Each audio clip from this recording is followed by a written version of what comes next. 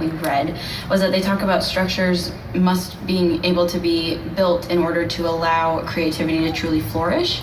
And I think something that is interesting about that is the structures that are built currently are kind of putting people in boxes.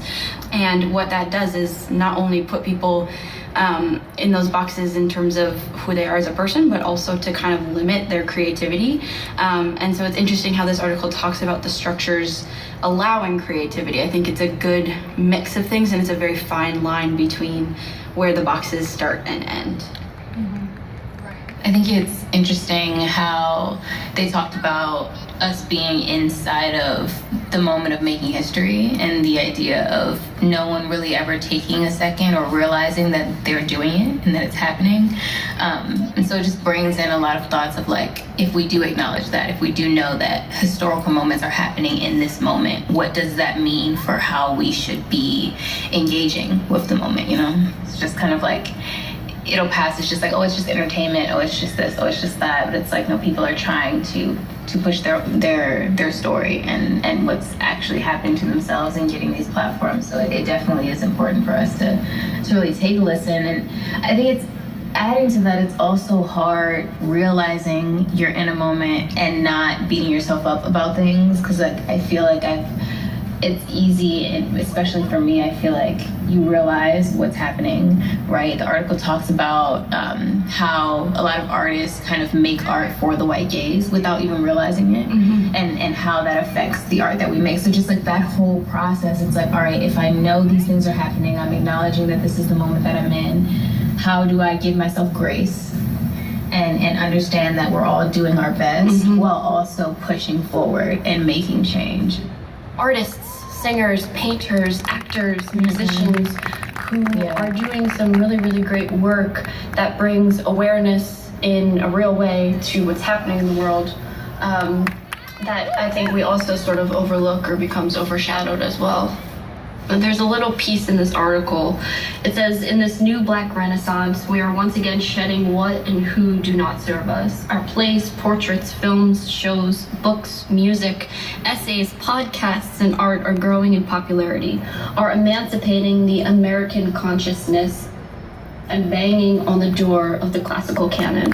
The audience for our work is Black people, or people of all races.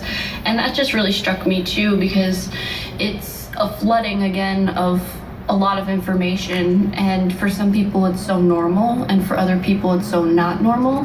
So how do we make it more normal and normalize it for the entirety, right? The entire population. There was this one line that really resonated with me about how the Black Renaissance is stirring Black people to be themselves, and to be themselves totally and freely and unapologetically.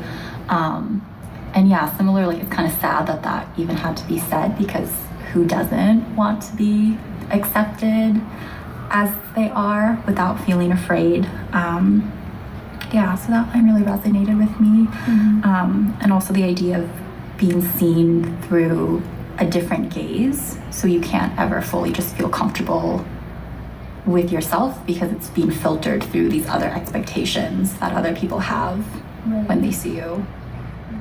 The article, first of all, was like so beautifully written. The idea of a Black Renaissance is amazing to me. I think it's a beautiful thing, but the reasoning why it is emerging, makes me really upset. Like, it made me feel a lot of things, I guess, is what I'm trying to say. So strange. There was another quote, Caitlin, that kind of what you said made me think. It says, he was quoting someone else, but he said, for generations in the mind of America, the Negro has been more of a formula than a human being, something to be argued about, condemned, or defended, to be kept down or in his place, or helped, or worried, or harassed, or patronized, social burden.